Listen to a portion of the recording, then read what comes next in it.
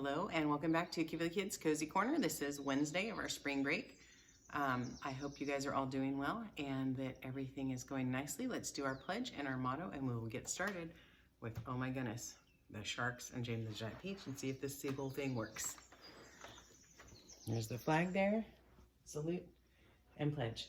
I pledge allegiance to the flag of the United States of America and to the republic for which it stands, one nation, under God, indivisible, with liberty and justice for all. Some of you might have this memorized for sure by now, but we still might have newcomers, so we'll just keep going here. We are students at Peter J. Shields. We believe in kindness. We are responsible. We are persistent. We are respectful. We are bucket fillers. We drop acts of kindness into everything we do. We are Peter J. Shields. Good job. We hope you're finding ways to be kind right now in this isolating time. Kindness for me has been to make sure that families are safe by me doing my part to stay home as much as possible. So I do that unless I have to go to the market. And kindness is also being able to FaceTime with my family. Thanks to technology. Grateful for that. And I'm able to do this with you guys. So let's see where we are today. So poor earthworm is the bait, and James is about to tell the plan. We left off on chapter 20. It said, this is what we'll do. And here we go with chapter 21. Why, that's absolutely brilliant, cried the old green grasshopper when James explained his plan. That's genius, the centipede announced. Now I can keep my boots after all. Oh, I shall be pecked to death, wailed the poor earthworm. Of course you won't. I will, I know I will. And I won't even be able to see them coming because I have no eyes. James went over and put his arm gently around the earthworm's shoulders. I won't let them touch you, he said. I promise I won't. But we've got to hurry. Look down there. There were more sharks than ever around the peach. The water was boiling with them. There must have been 90 or 100 at least. And to the travelers up on top, it certainly seemed as though the peach were sinking lower and lower into the water. Action stations, James shouted. Jump to it. There wasn't a moment to lose. He was the captain now, and everyone knew it. They would do whatever he told them. All hands on deck, except Earthworm, he ordered. Yes, yes, they all eagerly went and scuttled to the tunnel entrance. Come on, let's hurry. And you, Centipede, James shouted. Hop downstairs and get that silkworm to work at once. Tell him to spin as he's never spun before. Our lives depend upon it. And the same applies to you, Miss Spider. Hurry down, start spinning. Chapter 22. That was a short chapter, wasn't it? In a few minutes, everything was ready. It was very quiet now on top of the peach. There was nobody in sight. Nobody except Earthworm. One half of the earthworm, looking like a great, thick, pink, juicy sausage, lay innocently in the sun for all the seagulls to see. The other half of him was dangling down the tunnel. James was crouching close beside the earthworm in the tunnel entrance, just below the surface, waiting for the first seagull. He had a loop of string in his hands. The old green grasshopper and the ladybug were further down the tunnel, holding to the earthworm's tail, ready to pull him quickly out of danger as soon as James gave word. And far below, the great hollow stone of the peach, the glowworm was lighting up the room so that the two spinners, the silkworm and Miss Spider, could see what they were doing. The centipede was down there too, exhorting them both frantically for greater efforts. And every now and again, James could hear his voice coming up faintly from the depths, shouting, Spin, silkworm, spin! Centipede, sorry. You great, fat, lazy brute. Faster, faster, or we'll throw you to the sharks. Oh, that centipede. Here comes the first seagull, whispered James. Keep still, earthworm, keep still. The rest of you, get ready to pull. Please don't let it spike me, begged the earthworm. I won't. Now, shush. Out of the corner of one eye, James watched as the first seagull came swooping down toward the earthworm.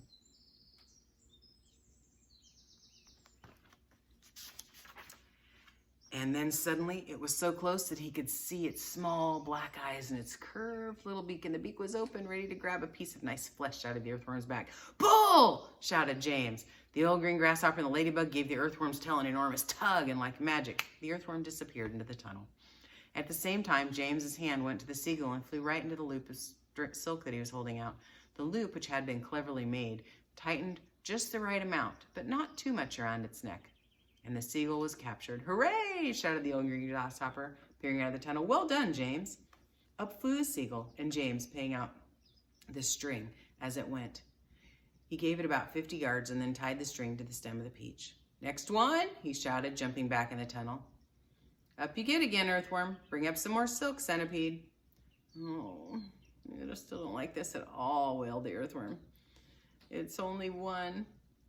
It just missed me. I even felt the wind on my back as it went swishing past. Shh, said James.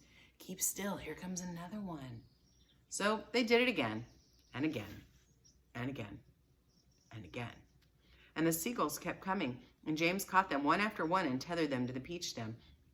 100 seagulls, he shouted, wiping the sweat from his face. Keep going, they cried. Keep going, James. 200 seagulls. 300 seagulls. 400 seagulls.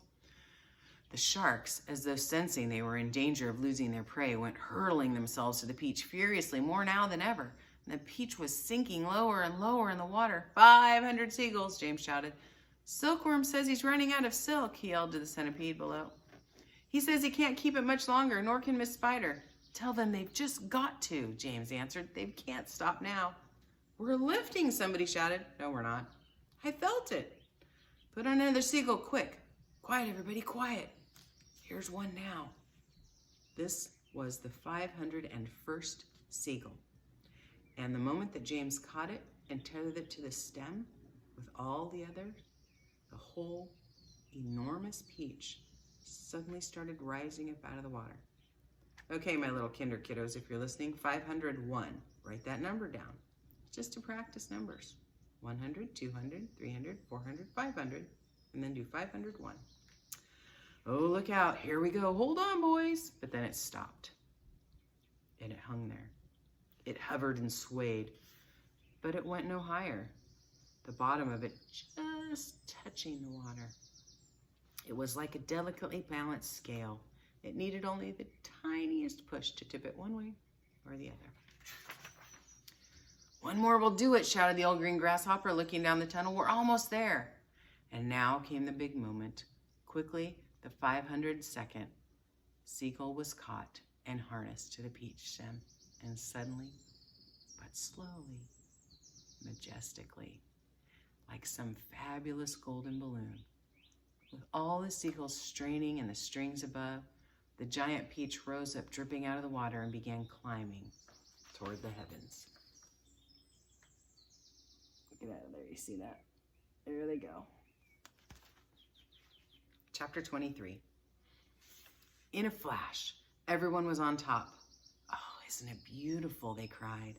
What a marvelous feeling. Goodbye, sharks. Oh boy, this was the way to travel. Miss Spider, who was literally squealing with excitement, grabbed the centipede by the waist, and the two of them started dancing around the peach stem together. The earthworm stood on his tail and did a sort of wiggle all by himself. The old green grasshopper kept hopping higher and higher in the air. The ladybug rushed over and shook James warmly by the hand. The glowworm, who at the best of times was a very shy and silent creature, sat glowing with pleasure near the tunnel entrance. Even the silkworm, looking white and thin and completely exhausted, came creeping out of the tunnel to watch this miraculous ascent. Up and up they went, and soon they were high at the top of a church steeple above the ocean. I'm a bit worried about the peach, James said to the others as soon as they were all dancing and shouting had stopped. I wonder how much damage those sharks have done to it underneath. It's quite impossible to tell from up here. Oh, why don't I go over the side and make an inspection, Miss Spider said. It'll be no trouble at all, I assure you.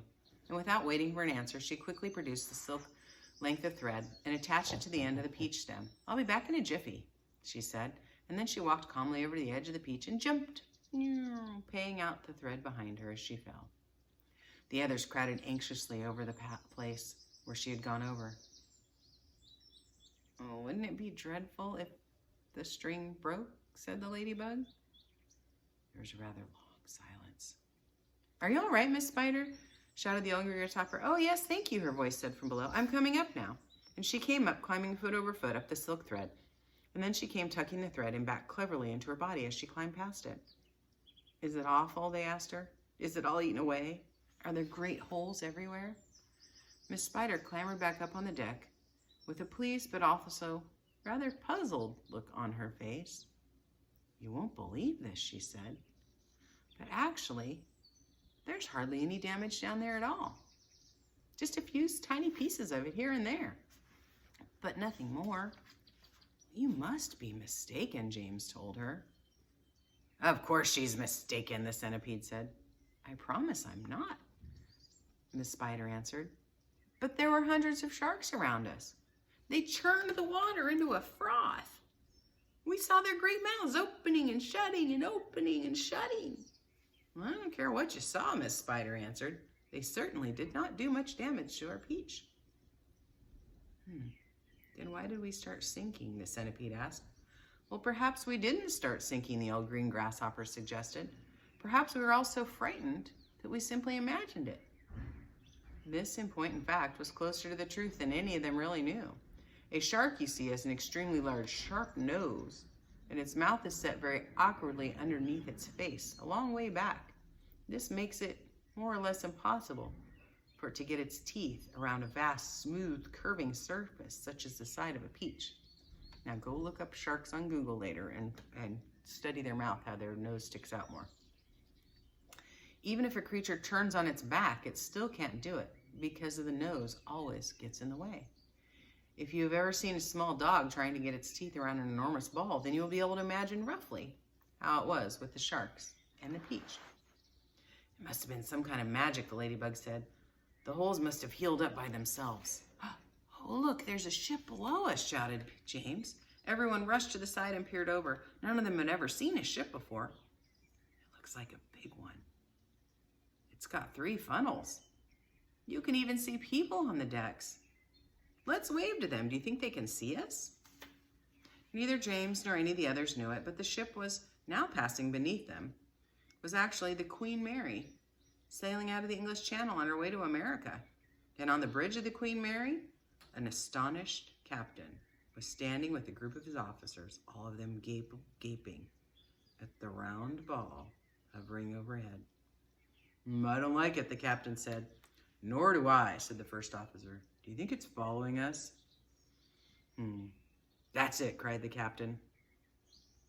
"This could be dangerous. It's a secret weapon. Holy cats, send a message to the Queen at once. The country must be warned. And give me my telescope." The first officer handed the captain the telescope. The captain put it to its eye. "There's birds everywhere," he cried. "The whole sky is teeming with birds. What in the world are they doing? Wait a second. There are people on it. I can see them moving. There's do I have this darn thing focused right? I think it looks like a little boy in short trousers. Yes, I can distinctly see a little boy standing there. And there's the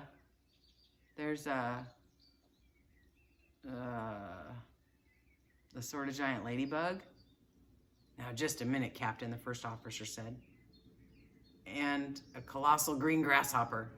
Captain, the first officer said sharply. Captain, please. And a mammoth spider. Oh, dear, he's been in the whiskey again, whispered the second officer. And an enormous, simply enormous centipede, screamed the captain. Call the ship's doctor, the first officer said. Our captain is not well. A moment later, the great round ball disappeared into a cloud, and the people on the ship never saw it again. So that's where we'll leave off. We'll start chapter 24 tomorrow. Hope everything's going well. We miss you. We care about you. We love you guys a ton, and we'll see you tomorrow. Bye.